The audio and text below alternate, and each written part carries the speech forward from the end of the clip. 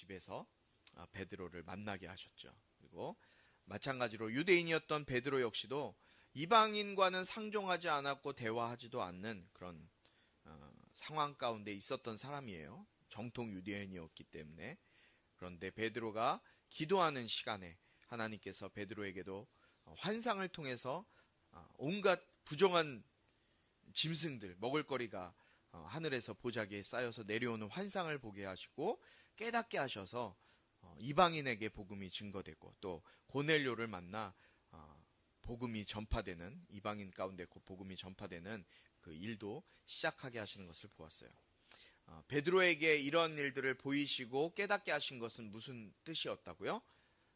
베드로의 고정관념, 베드로가 가지고 있었던 그 생각을 깨버리기 위한 하나님의 계획이었다는 거예요. 그것이 굉장히 중요했기 때문에. 고정관념으로는 절대 구원을 받을 수가 없기 때문에 그렇죠. 베드로를 비롯한 다른 제자들 역시도 자신들에게만, 유대인들에게만 복음이 있었고 유대인들에게만 구원이 있다라는 그 믿음, 그 고정관념이 깨어지지 않았을 때 이방으로 복음이 증거되지 않았어요. 그러나 그 고정관념이 깨어지고 났을 때 복음이 땅끝까지 증거되어지는 그런 일들이 일어나게 되고 그들이 복음을 위해 순교하는 일까지 일어나게 되는 것을 우리는 알고 있습니다. 우리의 삶 가운데 이러한 고정관념이 깨어져서 주님의 복음이 선포되어지고 증거되어지는데 우리가 쓰임받는 우리 꿈꾸는 교회 모든 성도들이 되길 주님의 이름으로 축복합니다. 누군가는 우리를 위해서 복음을 전해줬기 때문에 우리가 복음을 들었죠. 우리도 그런 역할들을 각자가 감당했으면 좋겠어요. 우리 지난주에 이어서 오늘은 10장 24절부터 48절까지 말씀을 나눠볼 텐데요. 오늘 말씀에서 베드로가 이제 고넬료의 집으로 가게 되었고 그리고 그곳에서 어떤 설교를 하게 되었는지 또 그 설교를 통해 고넬료의 가정에 어떤 일이 일어나게 되었는지가 말씀을 통해 나타나고 있어요. 그것을 통해 우리가 함께 은혜를 나누려고 합니다. 이 모니터 화면이 지금 카메라가 굉장히 흐리게 나오거든요. 한번 확인 한번 해주세요. 네, 여기서 볼 때는 되게 포커스가 안 맞아지게 돼 있는데. 자, 먼저 오늘 24절부터 29절까지 말씀을 우리 교독하도록 하겠습니다. 이 말씀은 살아계신 하나님 말씀입니다. 제가 먼저 24절 읽겠습니다. 이튿날 그는 가이사랴에 도착했습니다. 고넬료는 친척들과 가까운 친구들을 불러놓고 기다리고 있었습니다.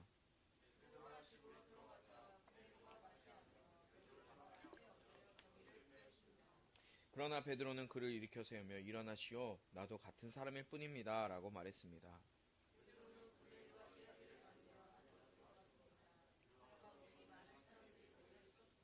그들이 베드로에게 말했습니다. 여러분도 잘 알다시피 이렇게 이방 사람들과 교제하거나 방문하는 것은 우리 유대 사람들로서는 율법에 어긋나는 행동입니다. 그러나 하나님께서는 어떤 사람도 불결하거나 더럽다고 해서는 안 된다고 내게 보여주셨습니다. 그렇기 때문에 여러분이 나를 불렀을 때 사양하지 않고 왔습니다. 그런데 무슨 일로 나를 불렀습니까? 아멘.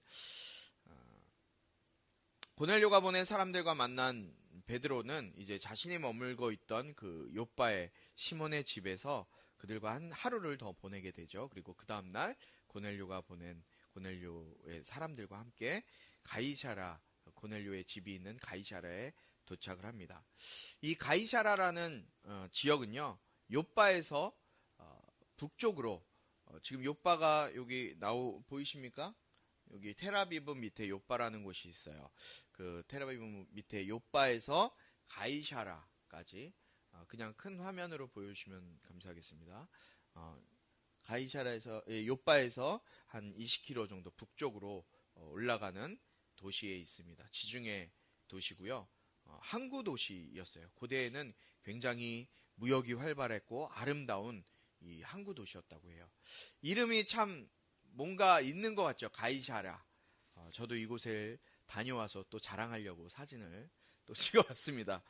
로마 황제 가이사 아우구스도가 이 지역을 헤롯 왕에게 그 당시에 이 이스라엘을 통치하고 있었던 분봉왕이었던 헤롯 왕에게 선물로 이 땅을 준 거예요. 이 가이사랴 지역을 주고 그 그곳에 이 헤롯 왕이 가이사라에게 감사하는 의미로 이름을, 원래는 이 지명이 아니었는데 가이사라라고 그 황제의 이름을 따서 지금 이렇게 가이사라라고 지었어요. 여러분, 가이사라 빌립보 베드로의 고백이 있는 그 장소와는 거리가 많이 멉니다.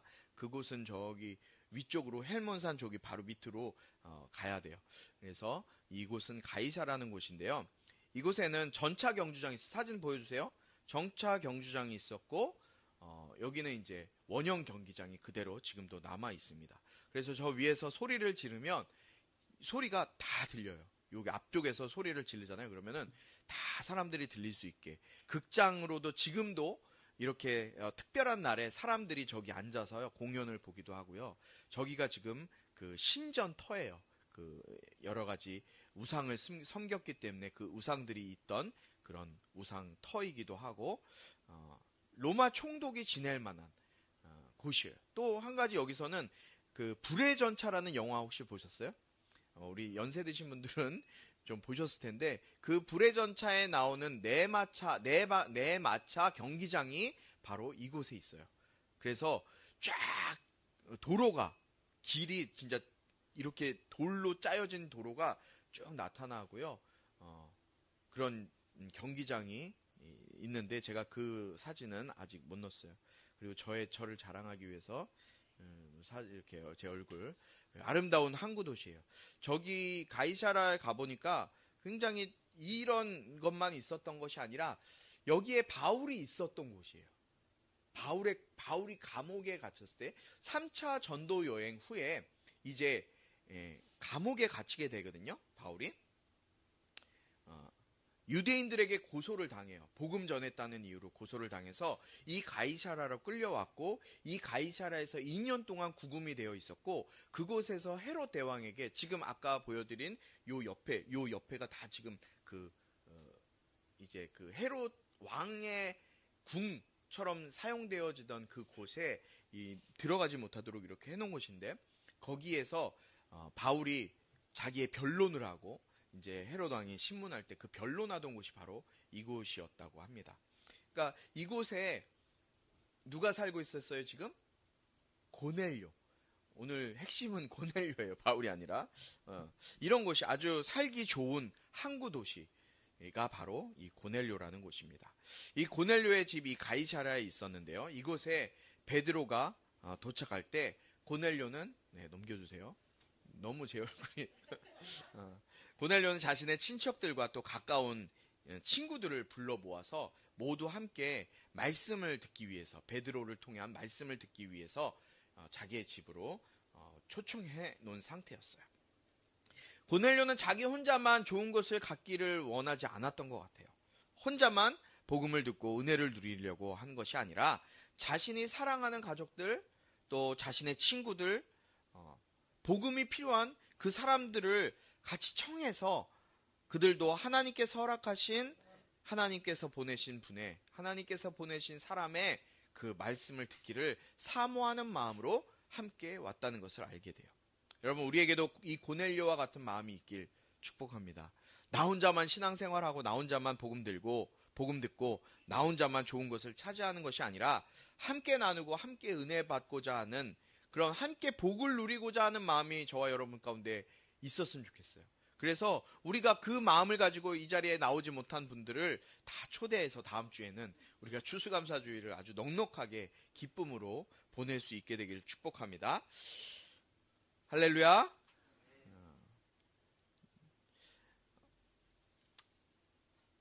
베드로가 고넬료의 집에 들어섰어요. 고넬료가 이제 베드로가 딱 집에 들어오니까 고넬료가 베드로를 향해서 보인 태도가 어떤 모습이었어요? 25절에 보니까 베드로의 발 앞에 엎드려 경의를 표하고 있어요.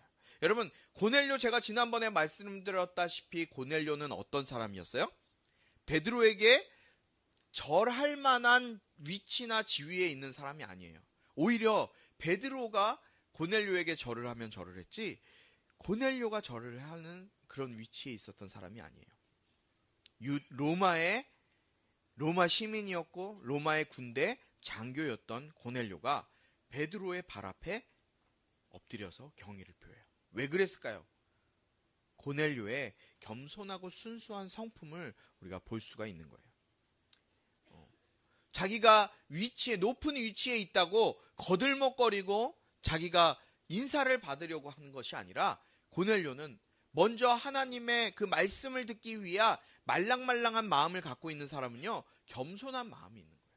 은혜 받기 위해 준비된 사람의 마음은요, 겸손한 마음이 있는 거예요.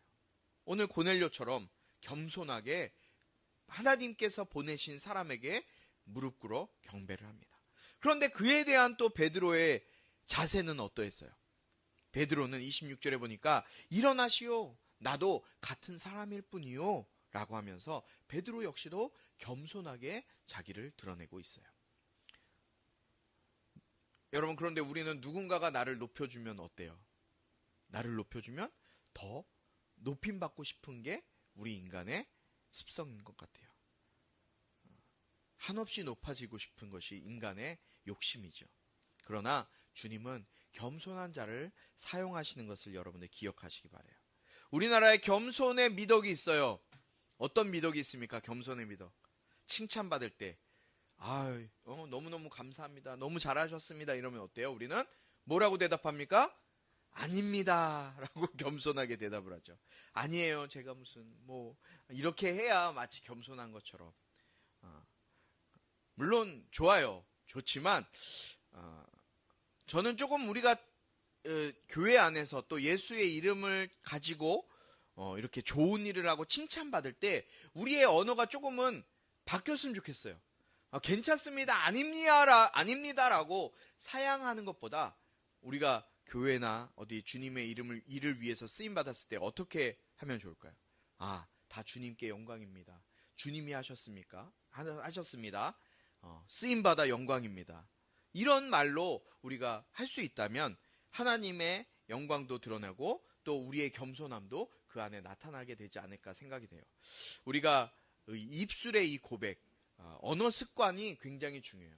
우리 한번 같이 좀 따라해 볼까요? 주님께 영광입니다. 다 주님의 은혜입니다. 써주셔서 감사합니다. 쓰임받아 영광입니다. 우리가 칭찬받을 때 이런 고백, 언어 습관을 가지고 더 쓰임받을 수 있는 저와 여러분이 되길 축복합니다. 고넬료의 집안에 많은 사람들이 모여 있었어요. 이들은 어떤 사람들이었어요?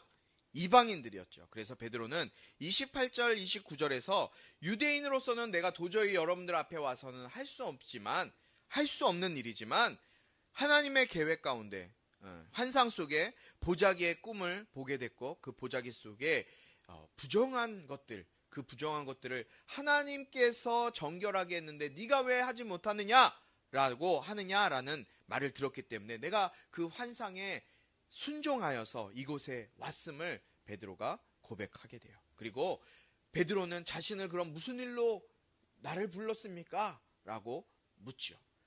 그리고 나서 30절부터 33절까지 이제 고넬료의 대답이 나타나고 있습니다. 우리 30절부터 33절까지 함께 읽어보도록 하겠습니다. 한 목소리로 읽습니다. 시작. 고넬료가 대답했습니다. 4일 전 바로 이 시간 오후 3시쯤에 내가 집에서 기도를 하는데 갑자기 빛나는 옷을 입은 한 사람이 내 앞에 서서 고넬료야, 하나님께서 내 기도를 들으셨고 내가 가난한 사람들에게 베푼 것을 기억하고 계신다. 욥바로 사람들을 보내 베드로라고 하는 시몬을 불러라. 그는 바닷가에 살면서 가죽 제품을 만드는 시몬의 집에 손님으로 있다라고 말씀하셨습니다. 그래서 내가 즉시 당신을 부르러 보냈던 것입니다. 정말 잘 오셨습니다. 지금 여기 하나님 앞에 우리 모두 와 있으니 주께서 당신에게 명령하신 모든 것을 귀 기울여 듣겠습니다. 아멘. 고넬료가 왜 베드로를 청한 거예요? 베드로를 청한 이유는 한 가지밖에 없어요. 주께서 당신에게 명령하신 모든 것을 듣기 위해서 베드로를 부른 거예요. 그냥 아무나 와서 이야기하고 아무나 그 자리에 섰던 것이 아니라 고넬료는 분명하게 알고 있었어요. 베드로가 하나님이 보내신 사람이었고 하나님께서 베드로의 입술을 통해서 예수 그리스도의 복음을 증거하기 위해서 보내셨다라는 것을 알고 있었고 그 복음에 대해서 귀 기울여 듣겠다라고 고백하고 있는 거예요. 여러분 이 자리에 왜 나와 계십니까? 여러분 역시도 고넬료와 같이 하나님의 말씀을 듣기 위해서 모든 것을 귀 기울여 듣겠습니다 라는 고백으로 이 자리에 나와 계신 줄 믿습니다. 그 고백을 통해서 여러분들의 마음 가운데, 심령 가운데 성령님께서 깨닫게 하시는 은혜들이 이 시간 여러분 가운데 충만하길 축복합니다.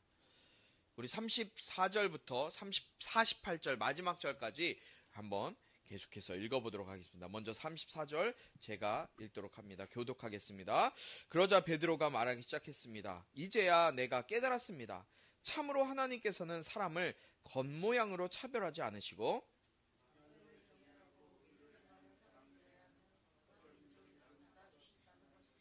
하나님께서 모든 것의 주이신 예수 그리스도를 통해 평화의 복음을 이스라엘 백성들에게 전해주신 것을 여러분도 잘 알 것입니다.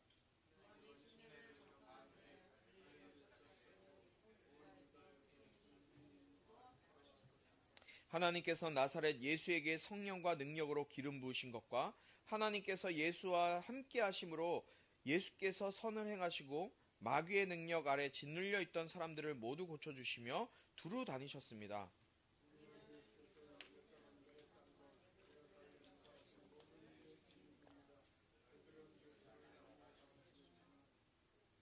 하나님께서는 3일째 되는 날 예수를 살리셔서 사람들에게 나타나게 하셨습니다.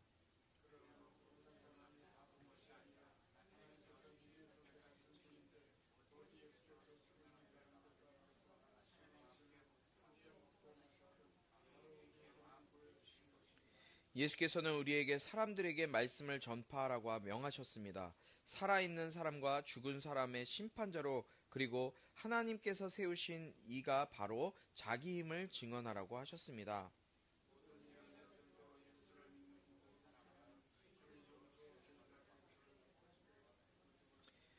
베드로가 이렇게 말하고 있을 때 말씀을 듣고 있던 모든 사람에게 성령이 내려왔습니다. 45절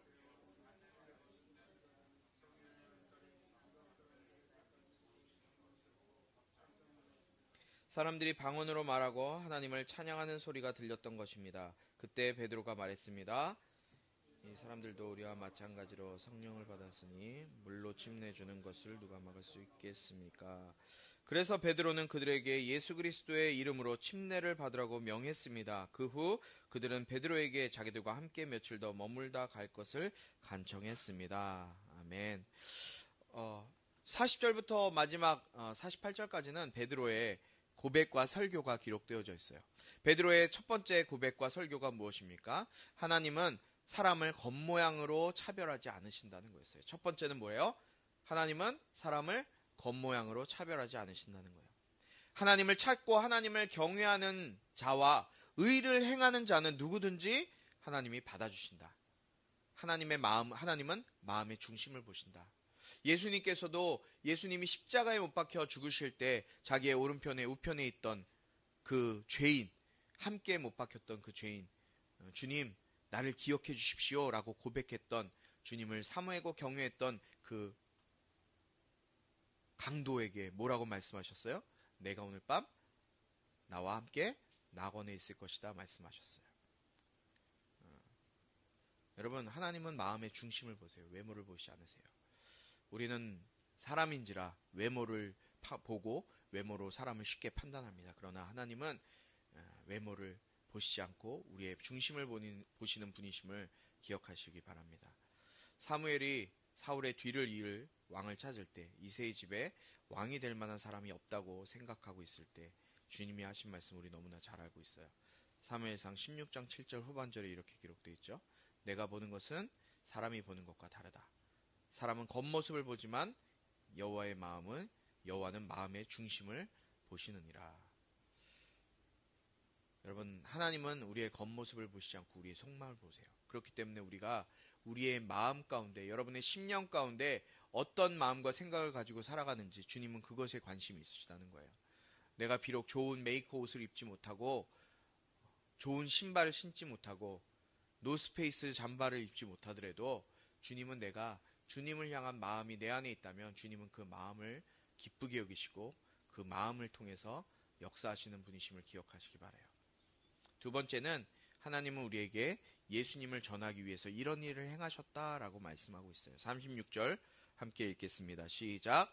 하나님께서 모든 것의 주이신 예수 그리스도를 통해 평화의 복음을 이스라엘 백성들에게 전해주신 것을 여러분도 잘 알 것입니다. 예수님은 하나님과 인간 사이에 막힌 담을 허시고 화목케 하시기 위해 오신 구세주이시다라는 것을 말하고 있어요. 예수님은 어떤 주님으로 오셨어요? 평화의 주님. 평화의 주님.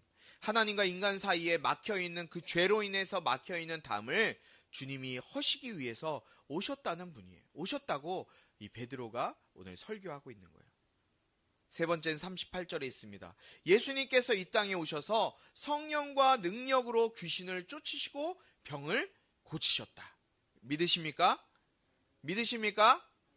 예수님께서는 성령과 성령의 능력, 그것으로 귀신을 쫓으시고 병을 고치신 분이세요. 그리고 39절 40절 십자가에 예수님은 죽으셨지만 3일 만에 다시 살아나신 분이시다. 죽어있지 않으시다. 다시 사신 분이시다. 하나님께서 살리셨다라는 사실을 기록하고 있어요. 다섯 번째 42절에 예수님은 하늘로 올라가신 그대로 다시 오실 것이다. 그때 주님께서 다시 오실 그때는 심판자로 오신다. 그냥 오시는 것이 아니라 그때는 어떻게 오신다고요? 심판자로 오신다라고 말씀하고 있어요. 그러니 결론은 이거예요. 그러니 예수님 믿고 용서함 받고 죄사함 받으라. 43절 말씀이에요. 43절 함께 읽을까요? 시작. 모든 예언자들도 예수를 믿는 모든 사람은 그 이름으로 죄 용서를 받게 된다고 증언했습니다. 아멘. 모든 예언자들, 구약 성경에나 신약 성경에 나왔던, 지금까지 나왔던 모든 예언자들, 그들이 한 이야기가 뭐예요? 예수를 믿는 모든 사람은 그 이름으로, 누구의 이름으로? 예수의 이름으로 죄 용서를 받게 된다. 예수 믿으면 죄 용서 받는다. 죄 용서 받고 구원 받아라. 너무너무 단호하고 간단하고 명확한 설교를 베드로가 지금 고넬료의 집안의 사람들, 고넬료가 사랑하는 모든 집안의 사람들에게 하는 거예요. 믿으라. 믿으면 죄 사함 받는다. 구원 받는다. 간단하고 명료한 이 말씀이 선포되어지는 걸 우리는 보게 돼요. 이런 진리의 말씀이 선포되어졌을 때 고넬료의 집에 어떤 일이 일어났어요? 우리 44절 45절 함께 읽을까요? 44절 45절입니다. 띄워주시겠어요? 시작. 베드로가 이렇게 말하고 있을 때 말씀을 듣고 있던 모든 사람에게 성령이 내려왔습니다. 베드로와 함께 온 할례 받은 신자들은 성령의 은사를 이방 사람들에게까지 부어주시는 것을 보고 깜짝 놀랐습니다. 아멘. 처음에 뭐가 내려왔어요? 이렇게 하나님의, 예수님의 말씀, 복음을 들은, 진리의 말씀을 들은 이 고넬료의 집안 사람들에게 뭐가 내려왔다고요? 성령이 임하심을 보게 돼요. 성령이. 여러분, 우리가 하나님의 말씀, 정말 진리의 복음이 우리에게 전해질 때 여러분 한 사람 한 사람 가운데 성령의 역사하심이 나타나게 되길 주님의 이름으로 축복합니다. 성령이 임하는 거예요. 진리의 말씀이 선포되어질 때 성령이 임하게 되어 있어요. 두 번째로 하나님을 향한 찬양과 방언이 그들의 입 속에서 터져나오게 되는 거예요.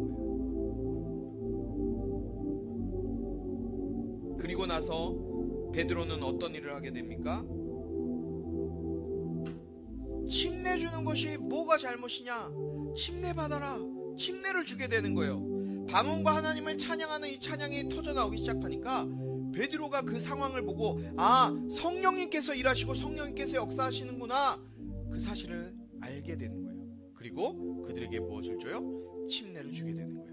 이방인이 성령 받아 방언이 터지게 되고 성령 침례가 임하게 되니 이제는 물로 침례를 주게 되는 거예요. 여러분, 주님이 왜 이런 모습을 우리에게 보여주실까요? 왜 이러한 성령의 역사하심의 모습이 우리에게 보여지게 될까요? 왜요?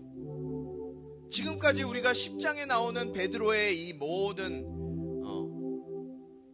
환상부터 시작해서 지금 이 시간까지 왜 하나님께서는 베드로에게 이 모습을 보여주시고 우리에게 이 말씀을 하시는 걸까요? 먼저는 우리의 생각이 바꿔져야 된다는 거예요. 우리의 고정관념이 바뀌어져야 된다는 거예요. 또 하나는 하나님의 말씀을 사모하고 하나님의 말씀을 듣기로 작정하고 이 자리에 나와 예배하는 우리가 성령의 역사하심을 경험하게 될 때 그때 어떤 일이 일어나요? 방언이 터져나오고 우리 안에 오늘 찬양했던 것처럼 기쁨으로 하나님을 찬양하게 되고 침례를 받게 되고 이런 모습들이 우리 가운데 나타나게 된다는 거예요. 여러분, 우리 예배 가운데 성령님이 임하시길 저는 기대해요. 우리 많지 않은 인원이 예배 드릴지라도 우리의 예배 가운데 성령님께서 임하시면 여러분, 어떻게 우리가 쓰임받게 될지 모르잖아요. 여러분, 우리의 예배 가운데 성령님이 역사하시는 예배가 더욱더 충만해지길 주님의 이름으로 축복합니다. 귀한 예물 될 수 있도록 인도하여 주시옵소서. 예수 그리스도의 은혜와 하나님 아버지의 극진하신 사랑과 성령의 감화, 감동, 치유, 회복, 세워주심의 은혜가 이 시간 우리의 심령이 주님 앞에 나가기로 작정하고 성령님을 사모하고 예배 가운데 주님 앞에 드리는 우리의 날마다의 삶 가운데 성령님이 이끄시는 삶을 살기로 작정하는 모든 심령들 가운데 지금부터 영원토록 함께하기를 축원하옵나이다.